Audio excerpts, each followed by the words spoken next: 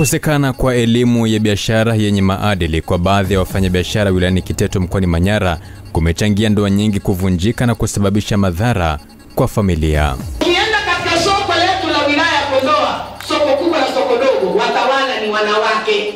Tumfanyeni Mtume Muhammad. Sasa sijui kwa Kiteto ni watu gani wafanye biashara. Ni kina nani? Ni kina nani? Kwa hiyo wametoa uhuru kabla ya elimu. Hatujachukua elimu wala hatujapata funzo lolote la elimu kuhusu biashara. Inatokea kuleta migogoro nyumbani kwa umekwetu ndio hazikai na migongano, na ndio maana unakuta kama hangaika wengi wanakuwa mitaani wengi. Wale ndoa zinatetereka. Pia kuna watoto pia familia nazo pia zinakuwa wenyewe kwenye mitihani. Sababu kama mtoto alishatepeleka hata ndani ya nyumba watoto tena wanakuwa ni mitihani kukosa maadili, kwa sababu saa ngapi utakaa hata uongee na watoto, maana tayari umeshaleta mmomonyoko ndani ya familia yako na mume wako. Tuendelee na kurasa. Kijana Franco Fute ambaye ni mkazi wa halmashauri ya mji wa Makambako mkoani Njombe amebuni jiko la kupikia linalobadili mafuta machafu kuwa gesi. Lengo la kijana huyo ni kutatua changamoto wanazokutana nazo wapishi mbalimbali. Wazazi wetu wanatumia nishati ambazo si salama kwa ajili ya afya yao. Kwa hiyo nikaanza kufanya utafiti namna gani kupata research, namna gani kupata nishati ambayo itakuwa ni rahisi na watu wanaweza kuitumia bila kuwa na madhara kama ambayo yanapatikana kwenye nishati nyingine, kwa mfano kuni na mkaa. Nilipokuwa advance ndo nilifanikiwa kupata hii project ya kutengeneza jiko ambalo natumia oil chafu.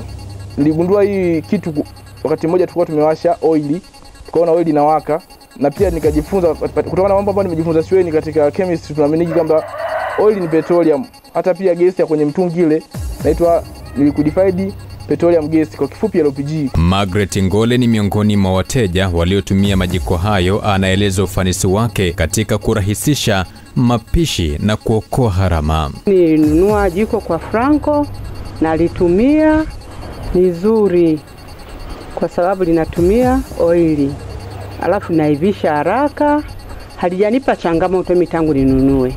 Majiko haya wale wanaotumia migahawa yakichukua yatarahisisha sana mambo mengi. Hawatatumia mkaa, watakuwa naenda kutumia majiko. Kwa sababu wewe fikiria mpaka unainjika maharagwe yenyewe makavu mpaka yanaiva. Toka yupo shule ya msingi darasa la 6, alikuwa anapenda sana kuchukua mabetri na tochi zilizoharibika, anaziungaunga kwa kutumia miazi, anaziunganisha endezeni zinawaka.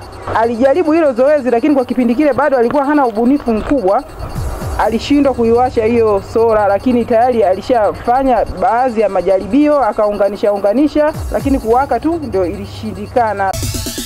Na tumalize kurasa kwa hili. Matumizi holela ya dawa za kienyeji kwa wakazi wa mkoa wa Simiyu yanatajwa kuwasababisha utumiaji wa dawa hizo magonjwa yasiyokuwa ya kuambukizwa. Wakazi hao wamefikia hatua ya kwenda na dawa hizo za kienyeji mpaka kwenye vituo vya afya. Matumizi holela ya dawa za asili, mizizi, majani, ambayo haya mtu akitumia kwa kuchemsha, anavyotumia labda kwa ugonjwa mwingine, labda anaumwa tumbo akaamua kutumia dawa za asili, dawa zile zinaenda kuathiri figo, zinaenda kuua figo, ambapo mwisho wa siku atakuja hospitali mwili ukiwa umeshavimba, lakini ni kwa sababu ya matumizi ya dawa hizi za asili, kwa sababu hazina taarifa, kwa maana matokeo ya kisayansi yanayoonyesha kwamba yanatibu ugonjwa husika. Wagonjwa wengi hata wanapokuja hospitalini wanakuja nazo hizo dawa za asili za kienyeji.